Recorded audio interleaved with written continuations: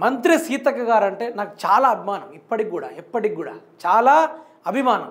నేను స్టార్టింగే ఒక రాజకీయ నాయకుడిని ఎన్నుకుంటారు కదా, ఎవరో ఒకరు హూ ఇస్ యువర్ ఫేవరెట్ రాజకీయ నాయకుడిని అడిగితే అది నేను సీతక్క గారే అని చెప్పేటోడిని. ఎందుకు ఆ విషయాన్ని నేను ఎంచుకున్నాను అది కూడా మీకు చెప్తా.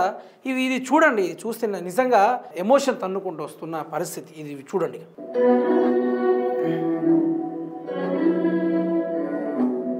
ఏ రాజకీయ నాయకుడు కూడా ఇట్లా చేయాల. గిరిజనుల దగ్గరికి వెళ్ళి వాళ్ళని పట్టించుకునేటట్టుగా ఎవ్వరు చేయాల. ఓన్లీ మన సీతక్క గారే ద రియల్ లేడీ అని చెప్పుకోవాలి, పొలిటికల్ రియల్ లేడీ అని చెప్పుకోవాలి, రియల్ క్యూన్ అని కూడా చెప్పుకోవాలి. ఇంకొక ఇదే నాకు మనసును కుదిపించిన వీడియో ఏదైనా ఉందా అంటే ఇది మాత్రమే ఓన్లీ.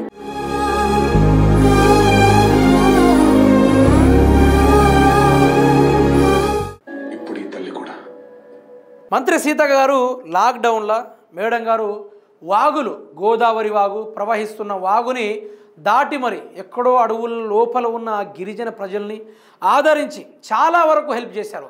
తినడానికి తిండి లేక ఆ అడవుల నుంచి బయటికి వచ్చే పరిస్థితి లేక కరోనా ఆ లాక్డౌన్ ఆ సమయంలో మేడం గారు అడవులకు వెళ్ళి మరి మూటలు మోసుకొని అందులో ఫుడ్ తీసుకొని వాళ్ళకి దినచర్యల ఉపయోగపడే కొన్ని వస్తువుల్ని అందించే ప్రయత్నాలు మేడం గారు ఎంతో చేస్తారు. నాకు తెలిసి ఆ వీడియోకి 300 మిలియన్స్ వ్యూస్ వచ్చాయి.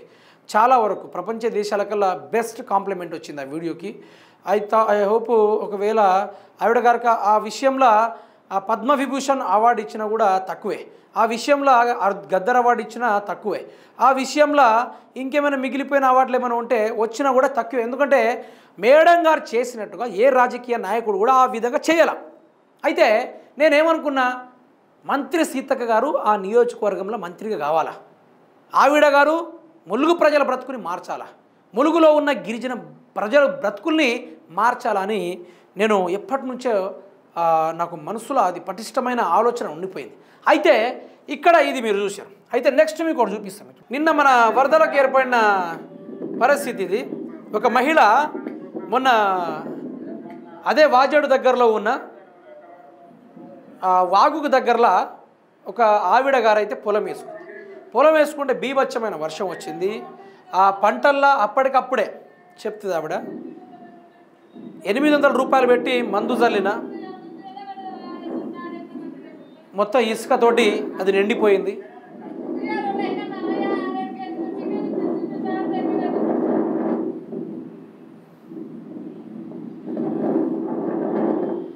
సో మీరే చూడొచ్చు మిత్రులారా, ఒక పంట కళ్ళ ముందు ఈ విధంగా అయిపోతే అది ఆగమైపోయినా ఎండిపోయినా లేకుంటే వరదల్లో కొట్టుకొచ్చి ఇసుకతోటి మొత్తం మునిగిపోయిన పరిస్థితి ఎట్లా ఉంటుందో చాలా వరకు తెలుసు. ఇది జరిగి ఘటన దగ్గర 24 గంటలు అవుతుంది.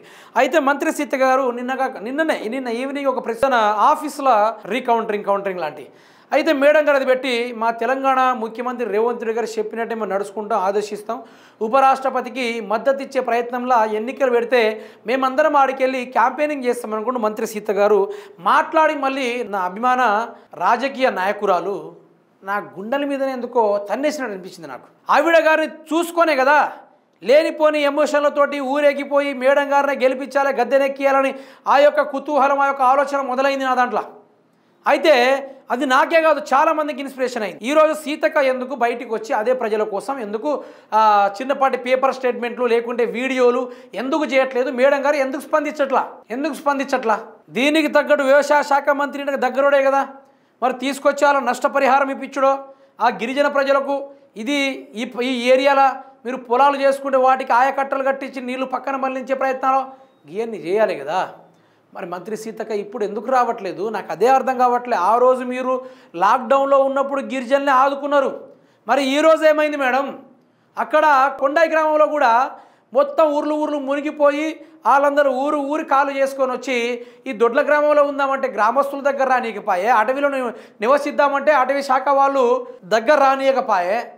వాళ్ళ పరిస్థితులు ఇంత అగోచరానికి దిగిపోతూ ఉంటే మంత్రి సీతక్క గారు ఎందుకు మాట్లాడాలా? మీకు ఇసుక దందా మీద ఉన్న సోయి మీరు అధికారులు రాగానే గిరిజనుల మీద ఎందుకు లేదు మేడం? మీరు బయటికి రావాలి కదా.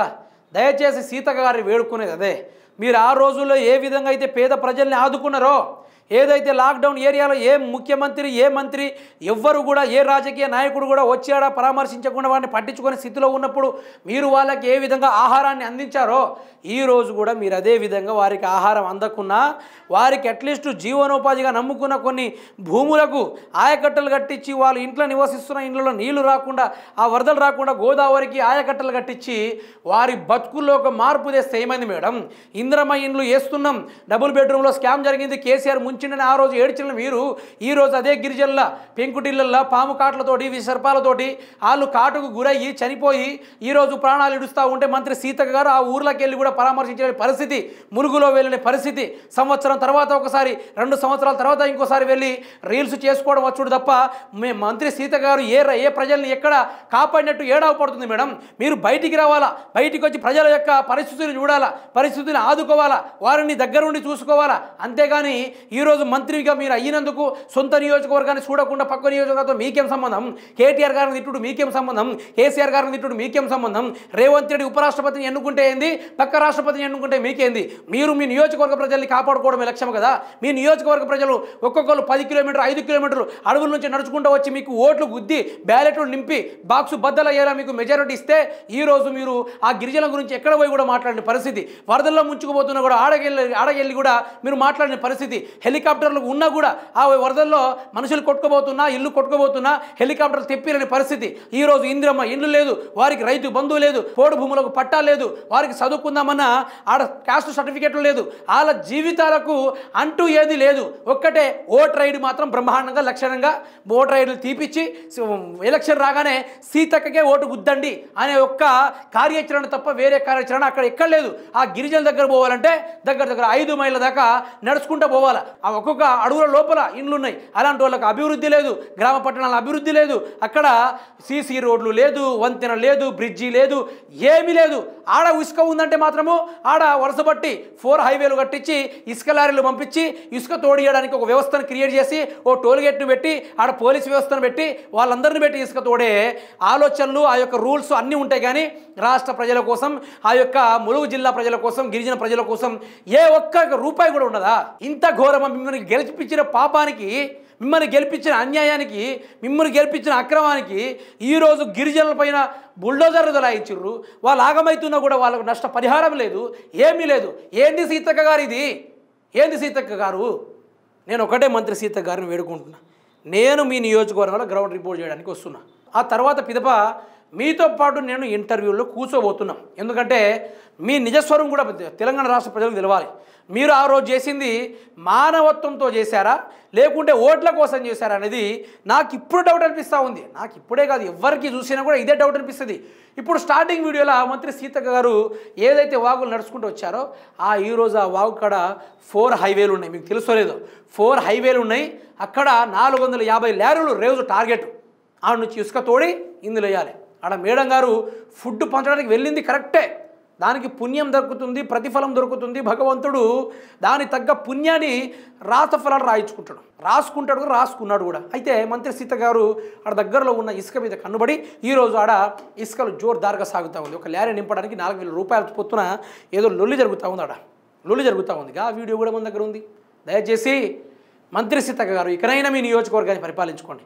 ఒక్కసారి నియోజకవర్గాన్ని అభివృద్ధి చేస్తే మీరు ఎలక్షన్లకు పోవాల్సిన అవసరం లేదు. వాళ్ళే వచ్చి ఓట్లల్లో బ్యాలెట్లు గుద్ది పెట్టి మరి మిమ్మల్ని బంపర్ మెజారిటీతో గెలిపిస్తారు. ఇది నా హామీ. దయచేసి గిరిజన ప్రజలు మీరు మంత్రిగా ఉన్నారు. మీరేందో బీఆర్ఎస్ హయాంలో ములుగు ఆ ఏరియా కాడికి అభివృద్ధి అయింది. మీరు ఉన్న ఈ హయాంలో గిరిజన గూడెలు కూడా అభివృద్ధి కావాలన్నదే నా కాంక్ష, నా ఆకాంక్ష. దయచేసి నా అభిమాన రాజకీయ నాయకురాలిగా మిమ్మల్ని వేడుకుంటున్నా, రిక్వెస్ట్ చేస్తున్నా, దయచేసి ఆ గిరిజన ప్రజల బ్రతుకుల్లో మార్పులు తీసుకురండి ప్లీజ్.